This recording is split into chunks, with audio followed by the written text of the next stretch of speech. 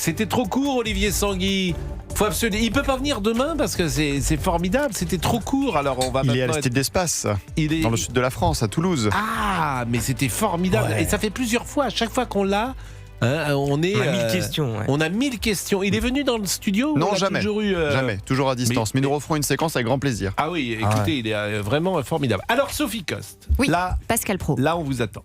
Oui, Là, je on suis vous là. attend parce Je suis que arrivée. Oui. c'est le sujet qui passionne tous les hommes, toutes les femmes du monde entier depuis maintenant. Combien de temps, Caroline Iturbide et Sabrina Medjeber? C'est pas qui a inventé Une le terme. dizaine d'années à Alors peu oui, près. moi je trouve que le terme, en tout cas, de pervers narcissique, il est un peu rentré dans la société depuis une dizaine d'années.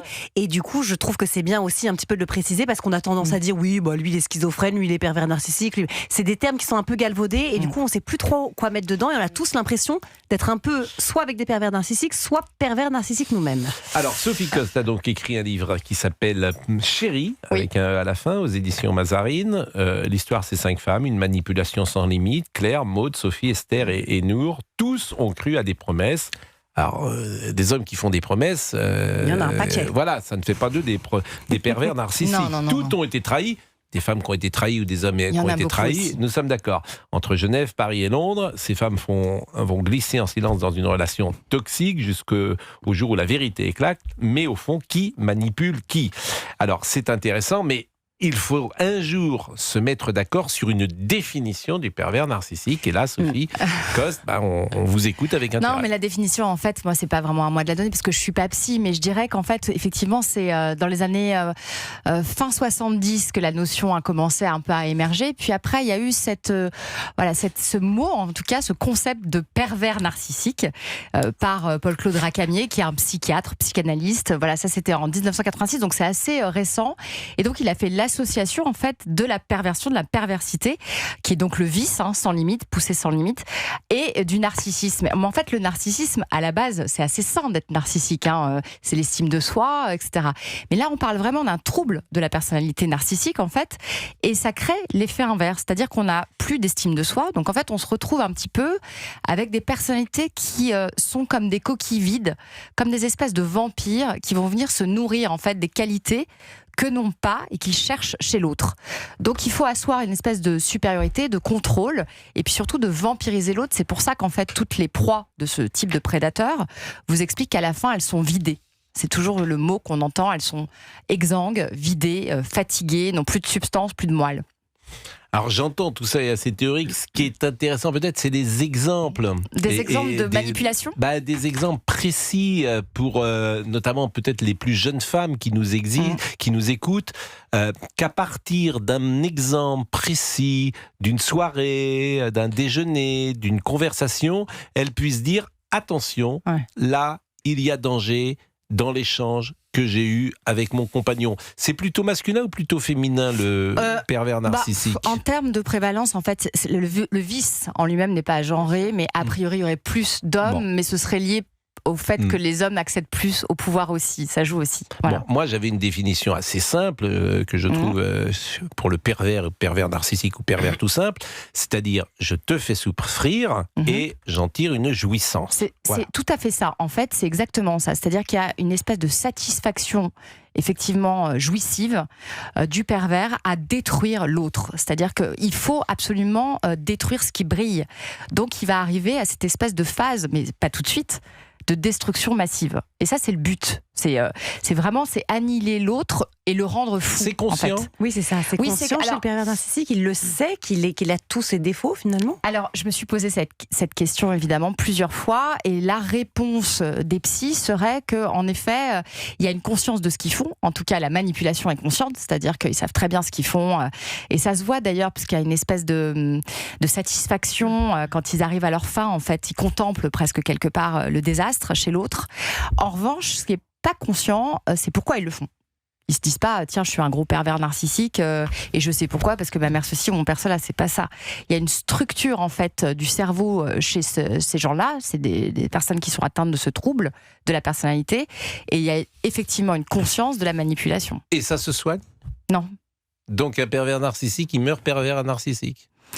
J'ai vu une fois un compte sur Instagram d'un type qui est un Américain et qui est une sorte de pervers narcissique repenti et qui explique justement un petit peu son mode de fonctionnement dont il a très bien conscience, mais j'en ai vu un. Voilà, donc peut-être, oui. Bon, donnez-nous des exemples, parce que des exemples vraiment... moi, je citais hier un exemple que j'avais vu d'ailleurs dans un film, je trouvais ça absolument extraordinaire. C'était donc une dame qui est en train de préparer dans la cuisine à dîner, je crois que c'est une soupe, et puis il y a l'homme qui arrive, il vient de refaire son footing, et il rentre dans la cuisine, et puis il trempe son doigt dans cette soupe, il goûte comme ça, il dit... T'as pas mis de sel ? Et donc là, ma femme dit non, pourquoi tu veux que j'en mette ? Non. Et il s'en va. Et il y avait là, dans cette petite scénette, de rien du tout. De rien du tout. Voilà. Et j'avais trouvé ça assez extraordinaire parce que c'était un film qui avait été fait il y a quelques années pour précisément montrer ce que pouvait être un pervers narcissique. Donc, ce qui m'intéresse, moi, c'est les exemples parce que vous-même, alors, on peut le dire, votre vie, effectivement, vous avez rencontré ce type de personnes dans votre vie. J'ai écrit effectivement le livre suite à une rencontre et je me suis dit qu'en effet, il fallait en faire un polar, enfin un thriller. Parce que, elle a duré combien de temps cette relation ? Elle a duré 5 ans à peu près. Ce qui est énorme. Ouais, ce qui est pas mal. Mais y a pas vous étiez amoureuse ? Je pensais que c'était de l'amour, mais c'était pas de l'amour, c'était plus une addiction, on va dire. Mais au début, forcément, il y a une magie, forcément, dans une rencontre. Au départ... en fait, ce qui est assez... c'est exactement ce que vous dites, Pascal. C'est très compliqué à comprendre les subtilités de tout ça. Comment expliquer effectivement à une jeune femme ou une jeune fille que quand elle va rencontrer ce type d'homme dans une soirée, est-ce que c'est un pervers narcissique ? Est-ce que c'est juste un type toxique ? Est-ce que c'est juste un sale type ? On ne sait pas.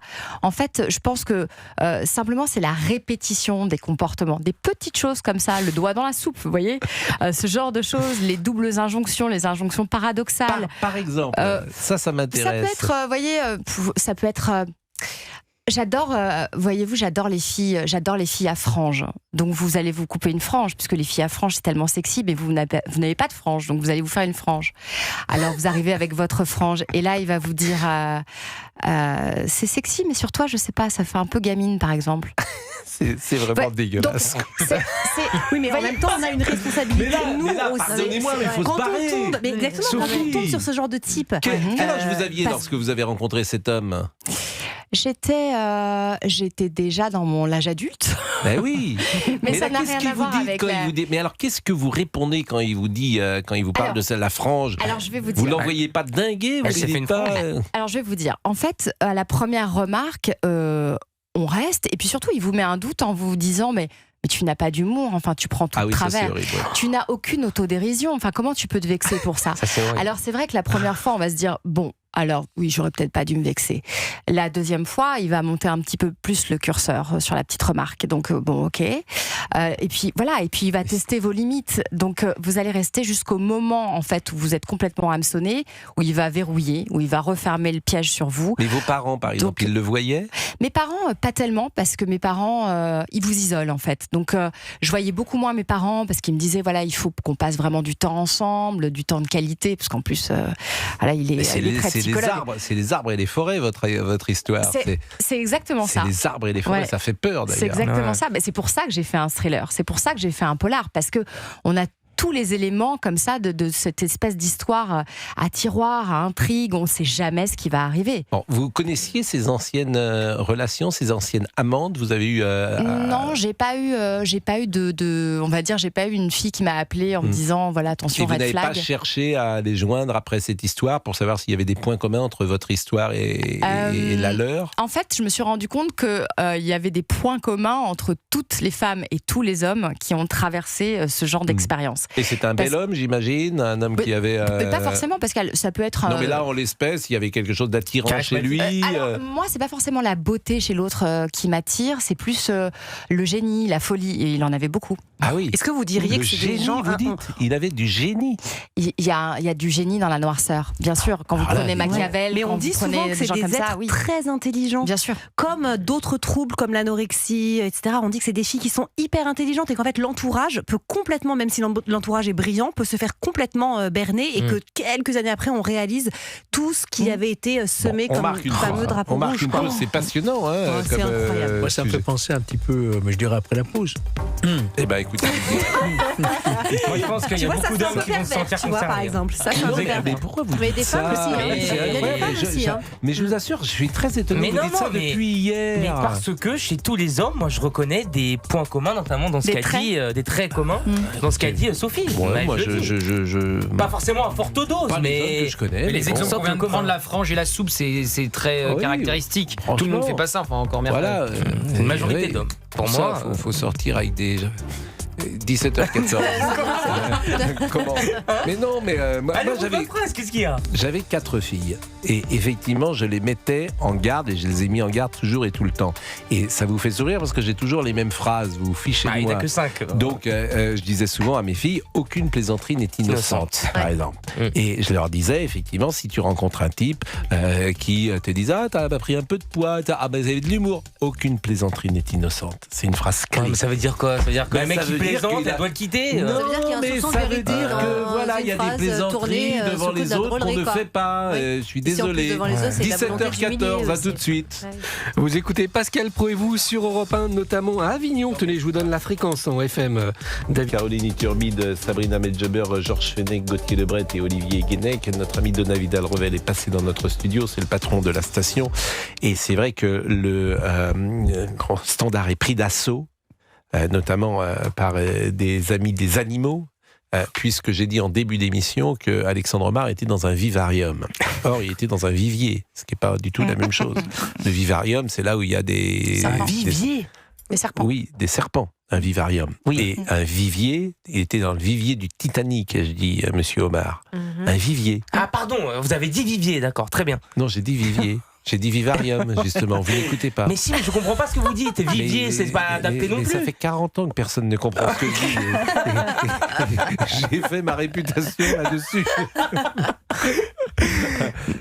Donc, alors, le standard a été pris d'assaut. Le terme adapté, c'est aquarium. C'est ça que vous voulez dire peut-être, non? Non, c'était pas un aquarium dans le Titanic. C'était vraiment un vivier. Un aquarium. C'est pas un aquarium. Les homards ne sont pas dans un D'accord. Bon, ils sont là pour être mangés. Ah donc, bon, ça s'appelle ils un sont pas vivier. domestiques. Oui. Non, il n'y a pas de homards domestiques. Soyons sérieux. Oui. Donc, je rectifie. Il est 17h20 et nous sommes avec Sophie Coste qui a écrit pour son livre Chérie aux éditions Mazarine et qui effectivement a rencontré 5 femmes et qui fait le portrait de ce qu'est un pervers narcissique. Alors, je salue Marie-Estelle Dupont. J'espère qu'elle ne nous en voudra pas exceptionnellement d'aller sur un de ces thèmes qu'elle peut traiter dans l'émission. Ah bah oui. Mais vous vouliez dire un mot avant la pause? Oui, je voulais dire à Sophie que ça me rappelle beaucoup certaines personnalités que j'ai rencontrées dans ma carrière, notamment lorsque je m'occupais des gourous et des gourelles. Parce qu'il faut savoir qu'il y a des femmes aussi. Les gourelles. Gourelles, c'est un mot que j'ai inventé. La femme du gourou s'appelle la gourelle. Oui, c'est voilà. Ou la gouroute. Non, mais c'est un vrai terme. C'est un néologisme dont je suis l'auteur. Ça m'arrive. Donc, moi, je les appelle des gourelles. Bon, parce qu'il y en a, je peux les citer. Bien sûr, bien sûr. Et ce phénomène de manipulation mentale, d'endoctrinement, qui est insidieux, ça se passe pas comme ça. C'est effectivement d'abord la petite remarque, etc. Et ensuite, une mise sous sa coupe pour assouvir son d'abord. Oui, mais le gourou, c'est encore autre chose. Parce que le gourou, c'est face à 50 000 personnes. Qui se prend. C'est autre chose. Il y a des petites communautés. Oui. Moi, j'en ai rencontré beaucoup. Les recrues de Montflanquin, par exemple. Mais c'est autre chose. Non, c'est pas. Non, Là, ce qui me plaît, c'est la relation binaire. C'est ça. Oui, alors la relation, la relation bilatérale, plus exactement, que binaire. Elle est rarement bilatérale parce qu'en fait, il va marcher vachement en triangulaire. Donc, il va faire rentrer d'autres femmes dans la relation aussi, pour pouvoir vous comparer. Bah oui, pour pouvoir vous comparer, évidemment, vous êtes toujours moins bien que la précédente et vous êtes toujours la folle, en fait, après coup. Donc ça, c'est comme ça que ça fonctionne.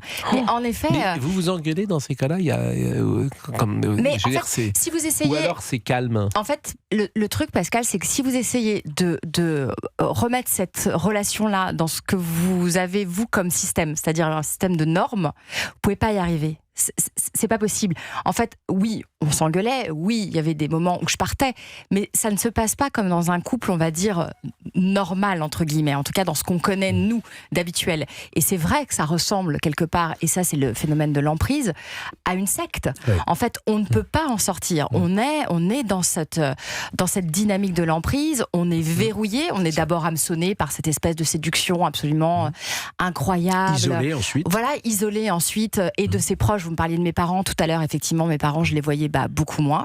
Mes amis aussi. Mes enfants aussi, je voyais beaucoup moins mes enfants. Vos enfants s'entendaient bien avec lui ? Alors, il arrivait, c'est marrant, parce qu'il a cette espèce de capacité, c'est pour ça que je vous parlais de génie dans la noirceur, de s'adapter. C'est-à-dire qu'il y a une sorte de masque social qu'il va porter en fonction de son interlocuteur. Il ne va pas mettre le même. C'est-à-dire qu'il va vous rencontrer, Pascal, il va vous parler de quelque chose qui va sans doute vous plaire. Il va tout de suite vous cerner, en fait.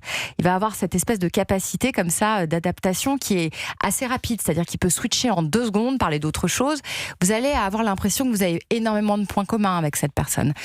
Qu'il vous comprend, qu'il vous écoute, c'est quand même, enfin moi je trouve ça assez irrésistible, un homme qui vous écoute vraiment, non ? Avec lequel vous avez l'impression d'avoir une forme de compréhension, avec lequel vous avez l'impression de partager même un passé commun. En fait, cet homme, il va vite devenir pour vous assez familier. Ça va devenir un peu comme votre foyer. Vous allez vous sentir à l'aise, vous allez vous sentir en confiance.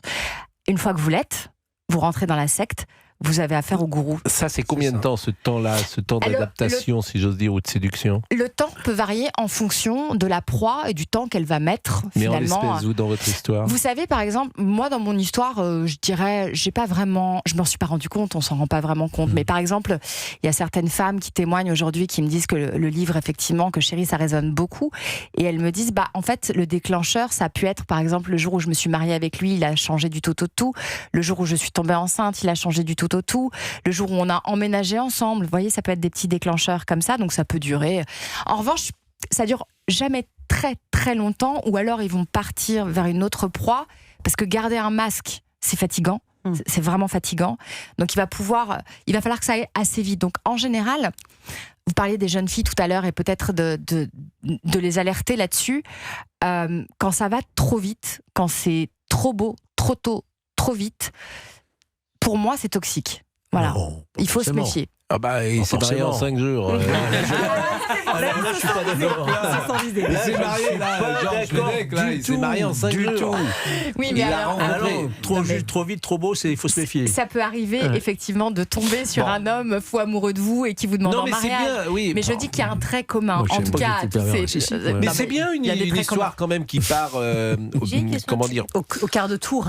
Oui, je trouve que c'est beau, une histoire. On se dit je t'aime très vite. Voilà, je trouve que c'est beau quand même qu'il y ait un instant de magie dans une rencontre et que ça aille vite et qu'on s'aime fort dans un temps rapide. Je trouve que c'est plutôt bien. Sabrina Medjaber veut poser une question. J'ai une question à poser justement concernant les traits communs dont vous parlez.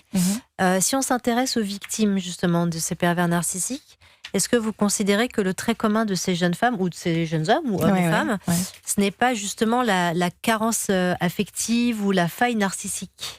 Si, alors en fait, il va aller se loger effectivement dans cette espèce de corps mou qui est la faille narcissique de l'autre, ça c'est sûr. Mais vous par exemple, c'est un trait commun, vous trouviez que vous étiez fragile, effectivement, vous le direz après la pause. Il est 17h26, c'est passionnant de vous écouter. Et effectivement, est-ce que ça peut arriver à tout le monde ? Est-ce que n'importe qui peut être sous le... Oui, justement ça la question, exactement. Est-ce que ça peut arriver à tout le monde ? Voilà. Ou est-ce qu'il y en a qui sont plus, ou est-ce que d'autres sont à l'abri ? Je ne sais pas s'il y a des pervers narcissiques qui nous écoutent, mais ils peuvent nous appeler. Mais je rigolais, mais c'est possible. Bien sûr, quelqu'un qui se reconnaît, c'est qui a dit voilà, je vis avec ça. Ça arrive aussi au féminin. Bien sûr, il y a des gens qui ça arrive au féminin. Mais bien sûr que oui, mais non. Mais évidemment que si, mais il y a des hommes qui sont très malheureux avec des femmes beaucoup trop dominatrices.